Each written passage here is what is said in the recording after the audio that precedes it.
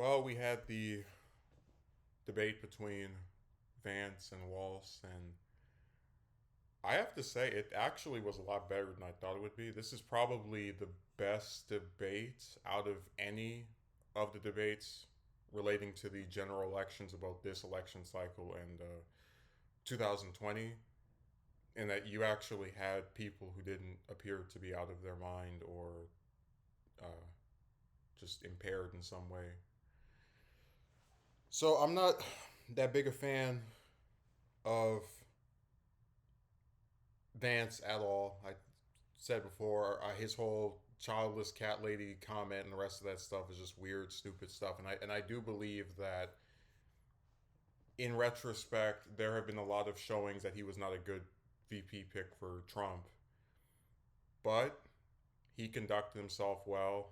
The only time he started to kind of short circuit and not really be able to respond to something in a way that I thought would be at least reasonable was when he refused to say that the 2020 election was not stolen from Trump. Which again is him trying to cover his bases because as Trump's running mate, he can't say anything that's out of lockstep with his position. So it's something that you'll get if you follow this stuff. But I still think for the regular person that hears that and knows just how crazy that entire January 6th debacle was, uh, he didn't exactly win anybody over.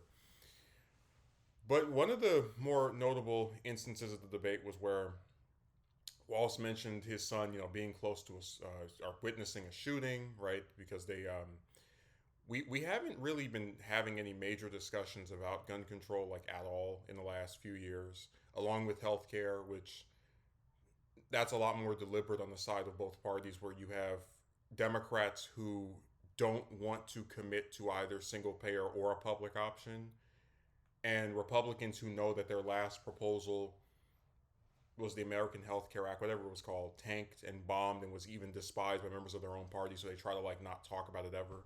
But Vance mentioned that he wanted to protect pre-existing conditions. I do not know why any normal, sane person would believe that he or Trump is serious about that. Um, but let them say what they want. But I think people who are saying the debate had a winner are not telling the truth. Like I'm not. I go in this as someone who likes Walsh, does not like Vance, and I really don't think either one of them came out on top of the other. I think it was a pretty even-handed discussion. Now Vance annoyed me when he mentioned, "Oh, Harris has had 3.5 years as vice president to enact these policies," and we all know the vice president has no executive powers. That's been mentioned ad nauseum. But in general, it was something I'm just not used to seeing. Like you don't get debates where both sides actually look rational and normal and not crazy. So this is definitely something I probably want to watch again. Um, I'm a little disappointed we're not going to get another one because I wish that the truth is most people are going to see a couple of appearances from a politician that's running for president or vice president throughout an election cycle. They're probably going to see a few appearances from someone that is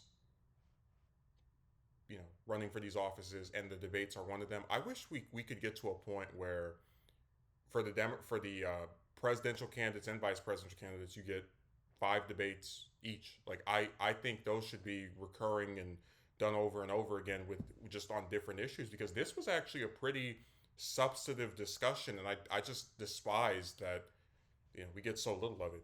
So that's my take.